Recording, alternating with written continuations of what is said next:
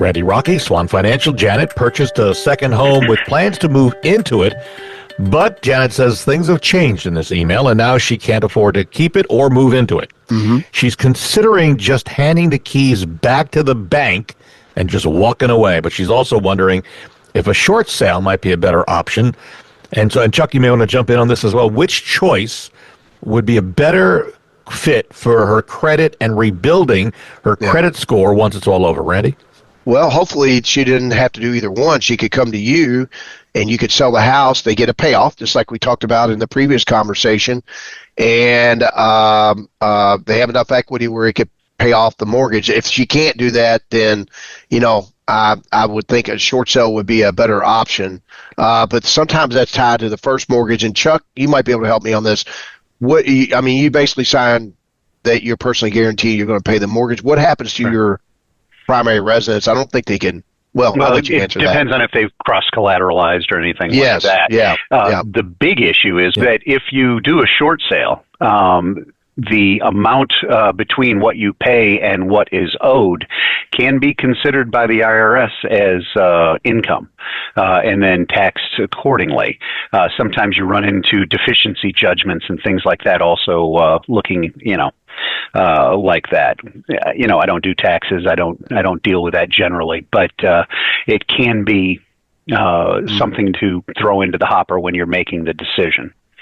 That has been around a problem ever since we started working diligently on short sales. And Randy, thanks for the plug, but I'm also certified as a CDPE, certified distressed property expert. And yes, that taxes is a possibility, is a probability on the difference because it's considered income. That was originally put into an act for the Taxpayer Forgiveness Act. You guys may remember that, but I do believe that expired, and I'm going to check on that as we're talking and moving along here. Like I said, I don't keep up with taxes. That's why God created CPAs, but it's something to think about and talk to the CPA about.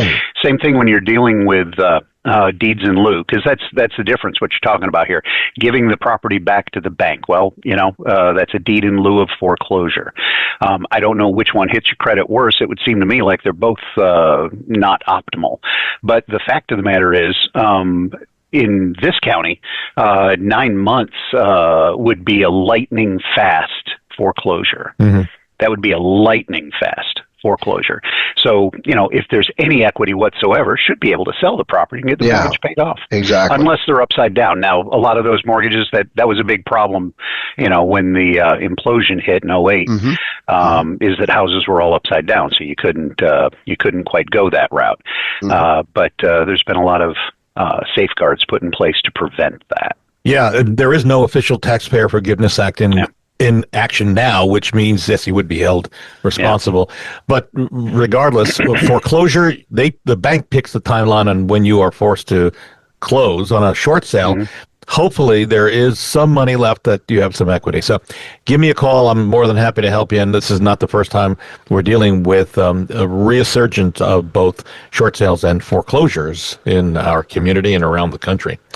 A quick reminder, if you're thinking of selling your home now or in the future, we've got a really good quick read booklet about hundreds of tips that will help you get ready to go to the market and sold. It's free, no obligation. Send me an email, bob@wesellouisville.com, and put selling tips in the subject line, and I'll get that right out to you.